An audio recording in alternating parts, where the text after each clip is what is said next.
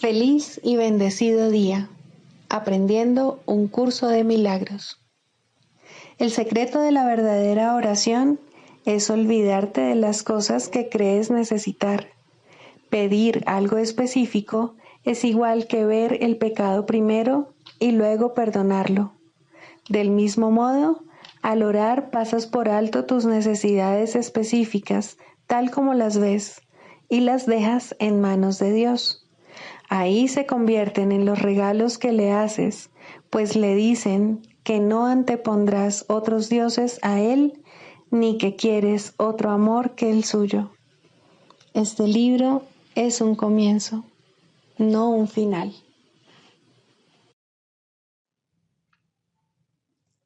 Del prefacio, que postula, párrafo 2. El mundo de la percepción, por otra parte, es el mundo del tiempo, de los cambios, de los comienzos y de los finales. Se basa en interpretaciones, no en hechos.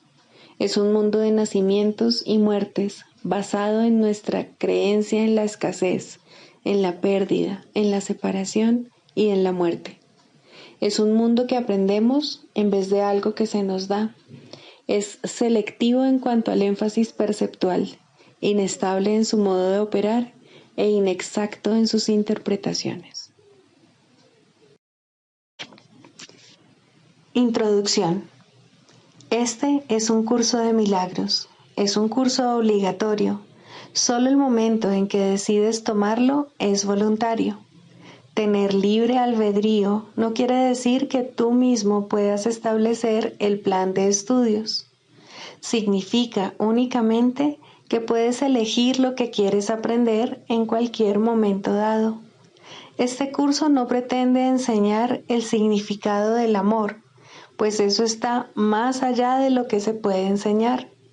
Pretende, no obstante, despejar los obstáculos que impiden experimentar la presencia del amor, el cual es tu herencia natural. Lo opuesto al amor es el miedo, pero aquello que todo lo abarca no puede tener opuestos. Este curso puede, por lo tanto, resumirse muy simplemente de la siguiente manera. Nada real puede ser amenazado.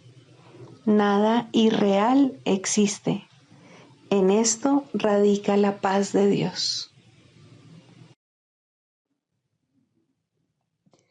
Capítulo 1. El significado de los milagros. Primero, principios de los milagros. Principio 36. Los milagros son ejemplos de recto pensar que armonizan tus percepciones con la verdad, tal como Dios la creó. Capítulo 11. Dios o el ego. 6. El despertar a la redención. Es imposible no creer en lo que ves, pero es igualmente imposible ver lo que no crees. La percepción se construye sobre la base de la experiencia y la experiencia conduce a las creencias. La percepción no se estabiliza hasta que las creencias se cimientan. De hecho, pues, lo que ves es lo que crees. Eso es lo que quise decir con dichosos los que sin ver creyeron, pues aquellos que creen en la resurrección la verán. La resurrección es el triunfo definitivo de Cristo sobre el ego, no atacándolo, sino trascendiéndolo. Pues Cristo ciertamente se eleva por encima del ego y de todas sus obras, y asciende hasta el Padre y su reino. ¿Qué prefieres? ¿Unirte a la resurrección o a la crucifixión? ¿Condenar a tus hermanos o liberarlos? ¿Te gustaría trascender tu prisión y ascender hasta el Padre? Estas preguntas son todas la misma y se contestan al unísono. Ha habido mucha confusión con respecto a lo que significa la percepción, debido a que la palabra se usa con el significado de conciencia y también con el de interpretación de la conciencia. No obstante, no puedes ser consciente sin interpretar, pues lo que percibes es tu propia interpretación. Este curso es muy claro. Si no lo ves así, es porque estás haciendo interpretaciones contra él y, por lo tanto, no crees lo que dice. Puesto que lo que crees determina tu percepción, no percibes el significado del curso y, consecuentemente, no lo aceptas. Con todo, diferentes experiencias conducen a diferentes creencias y a través de estas a diferentes percepciones, pues las percepciones se aprenden mediante creencias y la experiencia ciertamente enseña. Te estoy conduciendo a una nueva clase de experiencia que cada vez estarás menos dispuesto a negar. Aprender de Cristo es fácil, pues percibir con Él no entraña ningún esfuerzo. Sus percepciones son tu conciencia natural y lo único que te fatiga son las distorsiones que introduces en esta. Deja que sea el Cristo en ti quien interprete por ti y no trates de limitar lo que ves con creencias pueriles indignas del Hijo de Dios, pues hasta que Cristo no sea aceptado completamente, el Hijo de Dios se considerará a sí mismo huérfano. Yo soy tu resurrección y tu vida. Vives en mí porque vives en Dios, y todos tus hermanos viven en ti, tal como tú vives en cada uno de ellos. ¿Cómo ibas a poder, entonces, percibir indignidad en un hermano sin percibirla en ti mismo? ¿Y cómo ibas a poder percibirla en ti mismo sin percibirla en Dios? Cree en la resurrección, porque ésta ya se ha consumado y se ha consumado en ti. Esto es tan cierto ahora como lo será siempre, pues la resurrección es la voluntad de Dios, quien no sabe de tiempo ni de excepciones. Pero no hagas excepciones, o, de lo contrario, no percibirás lo que se ha consumado para ti, pues ascendemos hasta el Padre juntos, como fue en un principio, como es ahora y como será siempre, pues esa es la naturaleza del Hijo de Dios, tal como su Padre lo creó.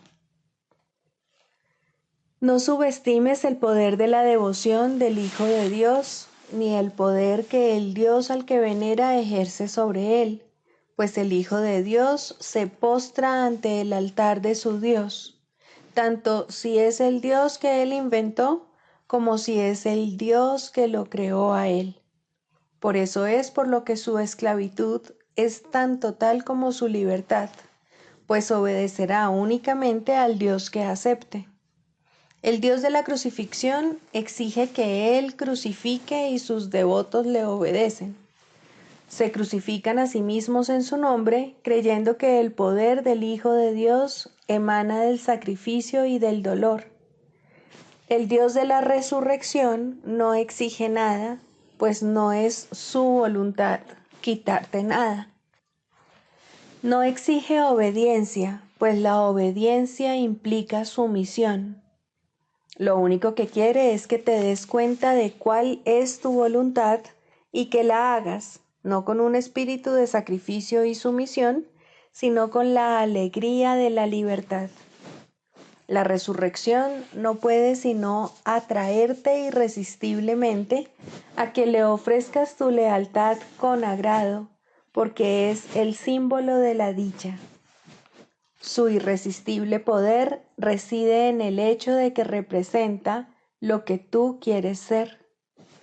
La libertad de abandonar todo aquello que te hiere, te humilla y te atemoriza no se te puede imponer, pero se te puede ofrecer a través de la gracia de Dios, y tú puedes aceptarla mediante su gracia, pues Dios es misericordioso con su Hijo y lo acepta sin reservas como suyo.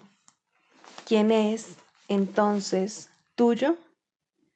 El Padre te ha dado todo lo que es suyo y Él mismo es tuyo junto con todos tus hermanos. Protégelos en su resurrección, pues de lo contrario no despertarás en Dios, rodeado de la seguridad de lo que es tuyo para siempre. No hallarás paz hasta que hayas extraído los clavos de las manos del Hijo de Dios y hayas sacado la última espina de su frente. El amor de Dios rodea a su Hijo, a quien el Dios de la crucifixión condena. No enseñes que mi muerte fue en vano. Enseña más bien que no morí, demostrando que vivo en ti. Pues poner fin a la crucifixión del Hijo de Dios es la tarea de la redención, en la cual todo el mundo juega un papel igualmente importante. Dios no juzga a su inocente Hijo, habiéndose dado a sí mismo a Él, ¿cómo iba a poder juzgarlo? Te has crucificado a ti mismo y te has puesto una corona de espinas sobre la cabeza. Aún así, no puedes crucificar al Hijo de Dios, pues la voluntad de Dios no puede morir. Su Hijo ha sido redimido de su propia crucifixión, y tú no puedes condenar a muerte a quien Dios ha dado vida eterna. El sueño de la crucifixión aún descansa pesadamente sobre tus hijos, pero lo que ves en sueños no es la realidad. Mientras sigas percibiendo al Hijo de Dios como crucificado, es que estás dormido.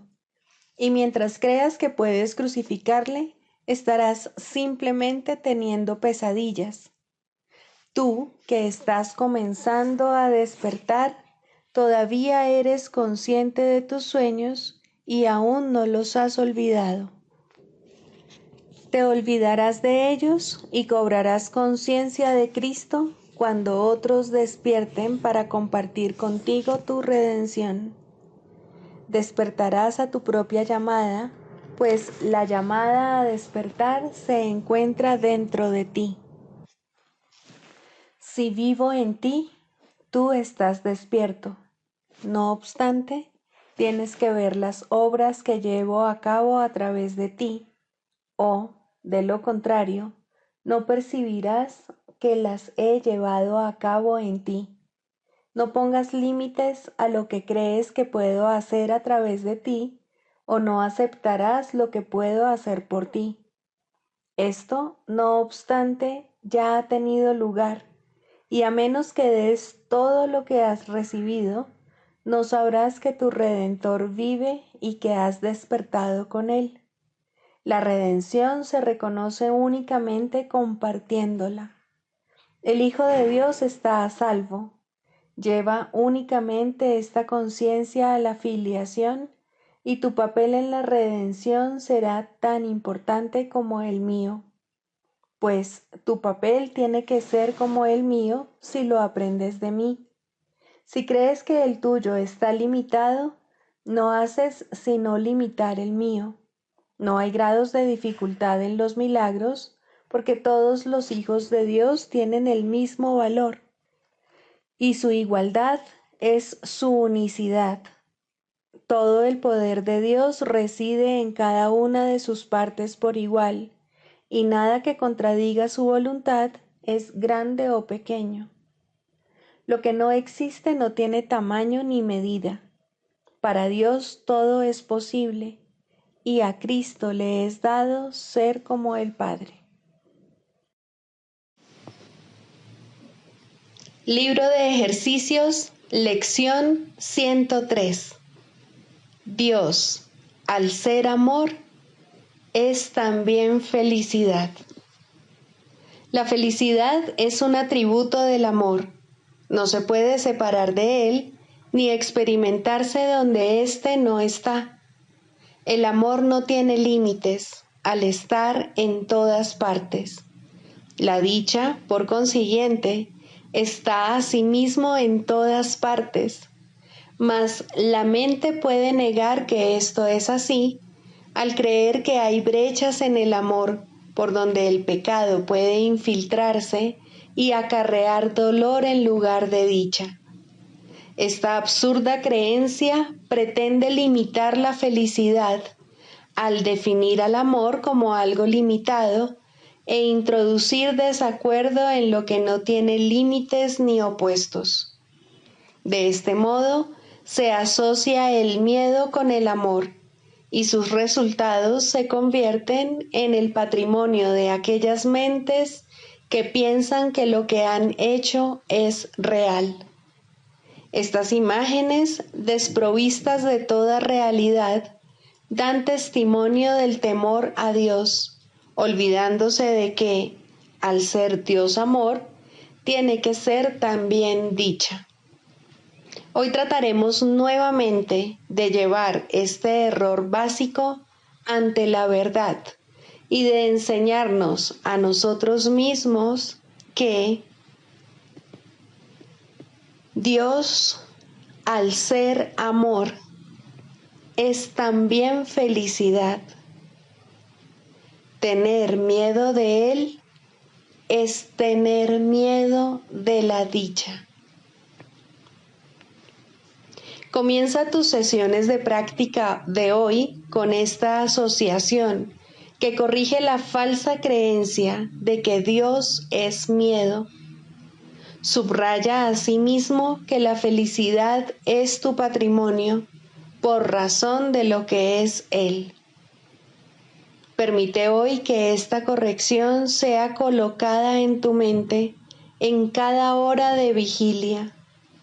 Da la bienvenida, entonces, a toda la felicidad que dicha corrección brinda a medida que la verdad reemplaza al miedo y la dicha se convierte en lo que esperas ha de ocupar el lugar del dolor.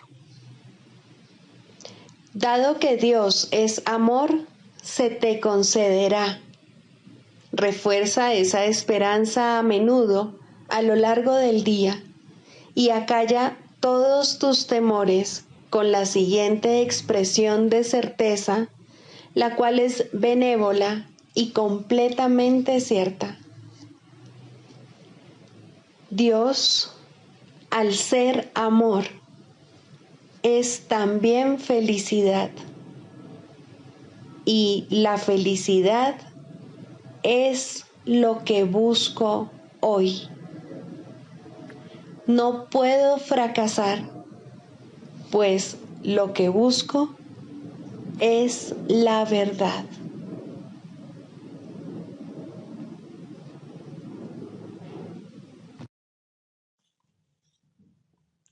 Del Manual para el Maestro, pregunta 4. ¿Cuáles son las características de los maestros de Dios? 3.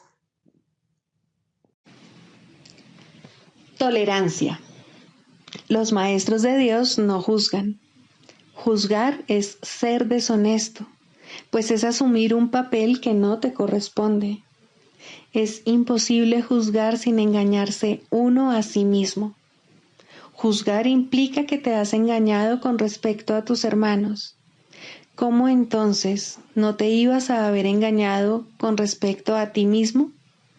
Juzgar implica falta de confianza, y la confianza sigue siendo la piedra angular de todo el sistema del pensamiento del Maestro de Dios. Si la pierde, todo su aprendizaje se malogra.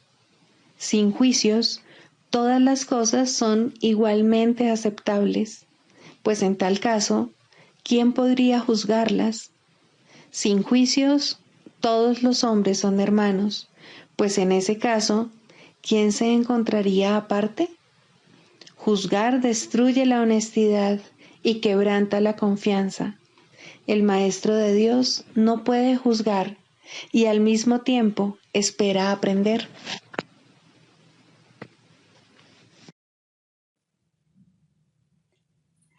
Manual para el maestro. 13. ¿Cuál es el verdadero significado del sacrificio? Aunque en la realidad el término sacrificio no tiene absolutamente ningún significado, en el mundo sí que lo tiene. Al igual que todas las cosas del mundo, su significado es temporal, y una vez que deje de haber necesidad de él, se disolverá finalmente en la nada de donde provino. De momento, su verdadero significado es una lección que tienes que aprender. Al igual que todas las demás lecciones, es una ilusión, puesto que en realidad no hay nada que aprender. Esta ilusión, no obstante, debe ser reemplazada por un mecanismo correctivo, otra ilusión que reemplace a la primera para que ambas puedan finalmente desaparecer. La primera ilusión que debe ser desplazada antes de que otro sistema de pensamiento pueda arraigarse es que abandonar las cosas de este mundo supone un sacrificio. ¿Qué podría ser esto sino una ilusión, dado que el mundo en sí no es más que una ilusión? Se tiene que haber aprendido mucho, tanto para darse cuenta de que el mundo no tiene nada que ofrecer, como para aceptar este hecho. ¿Qué puede significar el sacrificio de lo que no es nada? No puede significar que como resultado de ello tengas menos.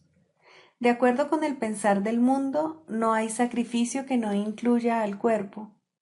Piensa por un momento en aquello a lo que el mundo llama sacrificio. El poder, la fama, el dinero, los placeres físicos. ¿Quién es el héroe que posee todas estas cosas? ¿Qué significado podrían tener excepto para un cuerpo? Mas un cuerpo no puede evaluar. Al ir en pos de tales cosas, la mente se identifica con el cuerpo, negando su identidad y perdiendo de vista lo que realmente es. Una vez que se ha producido esta confusión, a la mente le resulta imposible entender que todos los placeres del mundo no son nada, pero el sacrificio que estos conllevan, eso sí que es un sacrificio, pues ahora la mente se ha condenado a sí misma a buscar sin la posibilidad de hallar nada, a estar insatisfecha y descontenta para siempre y a no saber lo que realmente quiere hallar. ¿Quién podría escapar de esta autocondenación?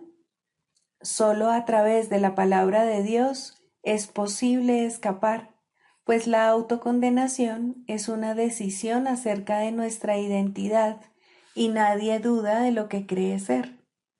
Podrá dudar de todo, pero nunca de eso. Los maestros de Dios no sienten ningún pesar al renunciar a los placeres del mundo. ¿Cómo podría ser un sacrificio renunciar al dolor?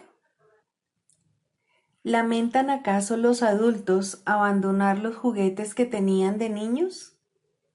¿Y el que ha vislumbrado la faz de Cristo podría sentir nostalgia por lo que ocurre en un matadero? Nadie que se haya escapado del mundo y de todos sus males lo contempla con condenación. No obstante, no puede sino alegrarse de estar libre del sacrificio que todas las cosas que el mundo valora le habrían exigido. Por ellas sacrificaba su paz, por ellas sacrificaba su libertad, y, para poseerlas, hubiera tenido que sacrificar su esperanza de alcanzar el cielo y el recuerdo del amor de su Padre. ¿Quién, en su sano juicio, escogería lo que no es nada como sustituto de lo que lo es todo? ¿Qué es realmente el sacrificio? Es el precio que se paga por creer en las ilusiones. Es el precio que hay que pagar por negar la verdad. No hay placer en el mundo que no exija esto, pues, de otra manera, se vería que el placer es dolor, y nadie pediría dolor si reconociese que eso es lo que está pidiendo.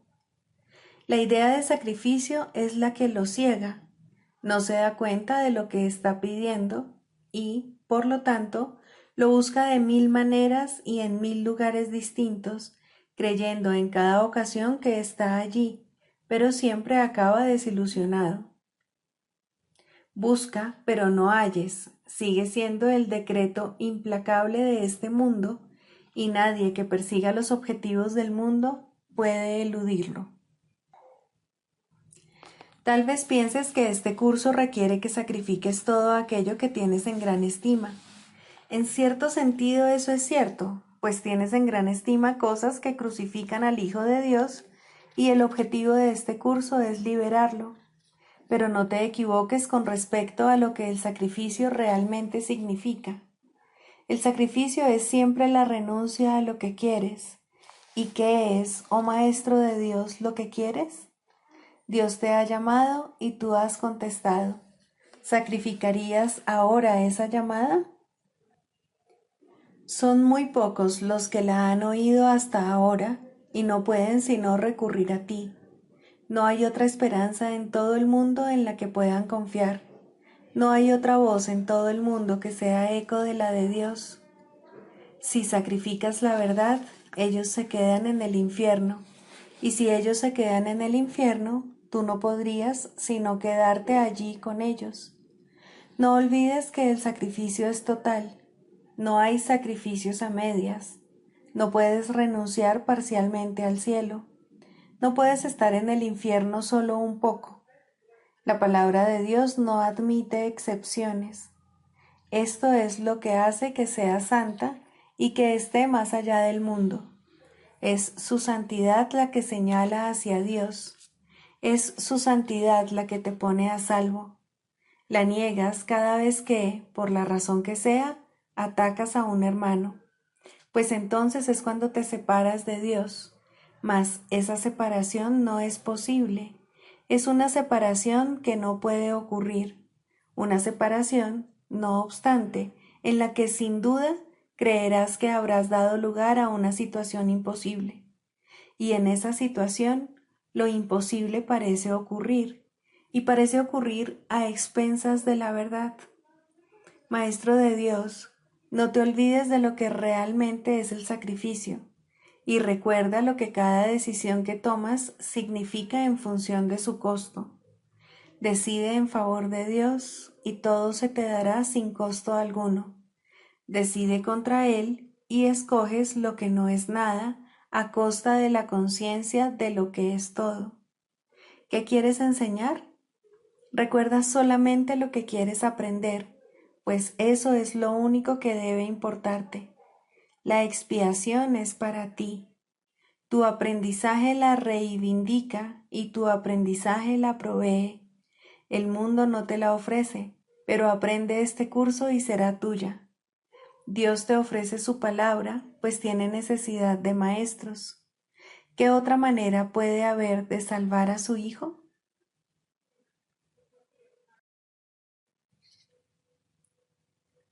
Clarificación de términos. Introducción. Este no es un curso de especulación filosófica, ni está interesado en una terminología precisa. Se orienta únicamente hacia la expiación o corrección de la percepción. El medio de la expiación es el perdón. La estructura de la conciencia individual es esencialmente irrelevante, puesto que es un concepto que representa el error original o pecado original. Estudiar el error en sí no conduce a la corrección, si es que en efecto quieres tener éxito en poder pasarlo por alto. Y es precisamente este proceso de pasar por alto lo que el curso se propone enseñar. Todos los términos son potencialmente polémicos y quienes buscan controversia la encontrarán, mas quienes buscan clarificación también la encontrarán.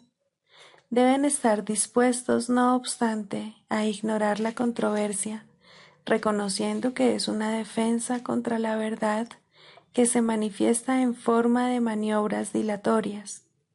Los argumentos teológicos como tales son necesariamente polémicos, ya que dependen de creencias y, por lo tanto, pueden ser aceptados o rechazados.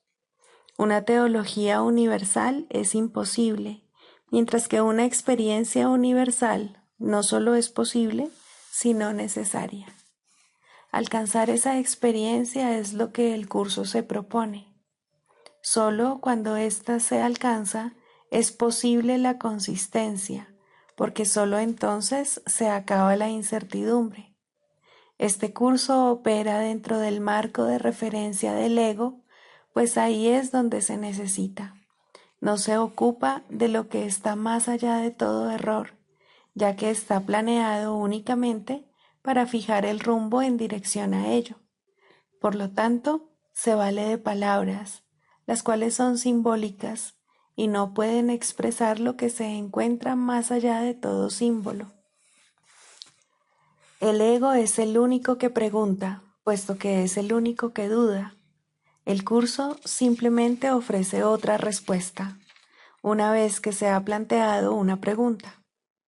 Dicha respuesta, no obstante, no recurre a la inventiva o al ingenio. Estos son atributos del ego. El curso es simple, tiene una sola función y una sola meta. Solo en eso es totalmente consistente, pues solo eso puede ser consistente.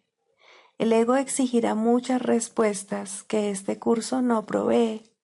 El curso no reconoce como preguntas aquellas que solo tienen la apariencia de preguntas, pero que son imposibles de contestar. El ego puede preguntar ¿cómo sucedió lo imposible? ¿A qué le ocurrió lo imposible? Y lo puede preguntar de muchas maneras, mas no hay una respuesta para ello, solo una experiencia. Busca solo esta y no permitas que la teología te retrase. Notarás que el énfasis que el curso pone en las cuestiones estructurales es muy breve y solo tiene lugar al principio. Dicho énfasis desaparece muy pronto para dar paso a la enseñanza central. Sin embargo, puesto que has pedido aclaraciones, a continuación se ofrecen unas cuantas para algunos de los términos utilizados. Psicoterapia. Primero, el propósito de la psicoterapia. Muy sencillamente, el propósito de la psicoterapia es eliminar los obstáculos a la verdad. Su objetivo es ayudar al paciente a abandonar su fijo sistema ilusorio y comenzar a reconsiderar las espurias relaciones causa-efecto sobre las cuales descansa este sistema. Nadie en este mundo se escapa del miedo, pero todo el mundo puede reconsiderar sus causas y aprender a evaluarlas correctamente. Dios ha dado a todo el mundo un maestro cuya sabiduría y ayuda sobrepasan ampliamente cualesquiera contribuciones que un terapeuta terrenal pueda proveer. Sin embargo, hay momentos y situaciones en las cuales una relación terrenal paciente-psicoterapeuta se convierte en la manera a través de la cual él ofrece sus más grandes regalos a ambos. ¿Qué mejor propósito podría una relación tener que el de invitar al Espíritu Santo a entrar en ella y dar su propio gran regalo de regocijo? ¿Qué más alta meta podría haber para cualquiera que la de aprender a invocar a Dios y escuchar su respuesta? ¿Y qué objetivo más trascendente puede haber que el de evocar el camino, la verdad y la vida y recordar a Dios? Ayudar en esto es el propósito correcto de la psicoterapia. ¿Podría algo ser más santo? Pues la psicoterapia, entendida correctamente, enseña el perdón y ayuda al paciente a reconocerlo y a aceptarlo. Y en su sanación, el terapeuta se perdona junto con él. Todo el que necesita ayuda, sin importar la forma de su sufrimiento, se está atacando a sí mismo y como consecuencia de ello, la paz de su mente está sufriendo. Estas tendencias a menudo se describen como autodestructivas y con frecuencia el paciente mismo las percibe de esa forma. De lo que no se da cuenta y lo que necesita aprender es que ese yo que puede atacar y también ser atacado es un concepto que él ha fabricado. Aún más, lo atesora, lo defiende y en ocasiones incluso se encuentra dispuesto a sacrificar su vida en nombre de ese yo, pues lo considera su propio ser. Lo ve como algo que se afecta, que reacciona a fuerzas externas según ellas lo requieren y que se encuentra indefenso en medio del poder del mundo. La psicoterapia, entonces, debe restablecer a su conciencia la habilidad para tomar sus propias decisiones. Debe disponerse a revertir su pensamiento y a entender que aquello que él creyó que proyectaba sus efectos sobre él era fabricado por sus propias proyecciones sobre el mundo. Por tanto, el mundo que ve no existe. Hasta que esto se acepte, al menos en parte, el paciente no puede verse a sí mismo como realmente capaz de tomar decisiones y luchará contra su libertad por creer que se trata de su esclavitud. El paciente no necesita pensar que la verdad es Dios para tener progresos en la salvación, pero debe comenzar a separar la verdad de la ilusión al reconocer que no son lo mismo y al estar paulatinamente más dispuesto a ver las ilusiones como falsas y a aceptar la verdad como tal. Su maestro lo conducirá desde ahí, tan lejos como se encuentre dispuesto a llegar. La psicoterapia solo puede ahorrarle tiempo. El Espíritu Santo usa el tiempo como lo considera mejor, y Él nunca se equivoca.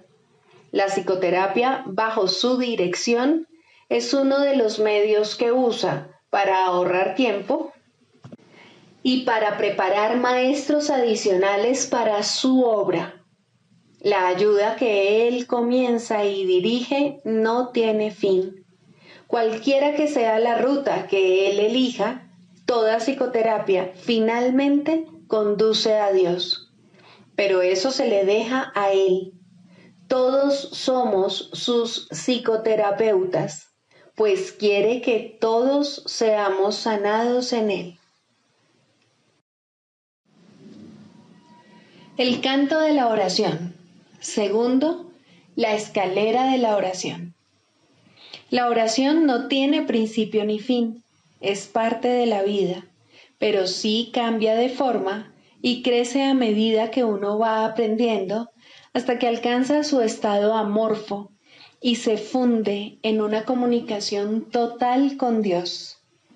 En su aspecto peticionario, no necesita apelar a Dios, que de hecho rara vez se hace, y ni siquiera entraña creencia alguna en Él. En estos niveles, la oración es un simple desear que surge de un sentido de carencia y escasez. Estas formas de oración o de pedir desde la necesidad siempre entrañan un sentimiento de debilidad e insuficiencia. Nadie, pues, que esté seguro de su identidad, podría orar de esta manera. Pero no es menos cierto que nadie que no tenga certeza sobre su identidad puede evitar hacerlo. La oración es tan continua como la vida. Todo el mundo ora sin cesar. Pide y ya has recibido, pues has determinado qué es lo que quieres. Es posible, asimismo, alcanzar una forma más elevada de pedir desde la necesidad, puesto que en este mundo la oración es reparadora y, por lo tanto, entraña niveles de aprendizaje. En este caso, la petición puede ser dirigida a Dios con verdadera fe, pero aún sin comprensión. Por lo general, se ha alcanzado un vago y con frecuencia inestable sentido de identificación con Él, pero tiende a estar desenfocado por un sentimiento de pecado profundamente arraigado. En este nivel es posible que se sigan pidiendo cosas mundanas en variedad de formas, como también es posible pedir dones tales como la bondad o la honestidad y, en particular, perdón para las muchas fuentes de culpa que inevitablemente yacen bajo cualquier oración procedente de la necesidad. Sin culpa no hay escasez. Quien está libre de pecado no tiene necesidades. En este nivel surge también esa curiosa contradicción de términos conocida como orar por nuestros enemigos. La contradicción no se encuentra en las palabras mismas, sino más bien en la manera en que usualmente se interpretan. Mientras creas tener enemigos, habrás limitado tu oración a las leyes del mundo y habrás limitado también tu capacidad para recibir y para aceptar a esos mismos estrechos márgenes. Sin embargo, si tienes enemigos, tienes necesidad de oración y una gran necesidad, por cierto. Entonces, ¿qué significa realmente la frase? Significa que debes orar por ti para que no busques aprisionar a Cristo y así perder el reconocimiento de tu propia identidad. No traiciones a nadie o te traicionarás a ti mismo. Un enemigo es el símbolo de un Cristo prisionero. ¿Y quién podría ser él sino tú mismo? Orar por los enemigos se convierte de este modo en una manera de orar por tu propia libertad. Ahora ha dejado de ser una contradicción. Se ha convertido en una declaración de la unidad de Cristo y el reconocimiento de su impecabilidad.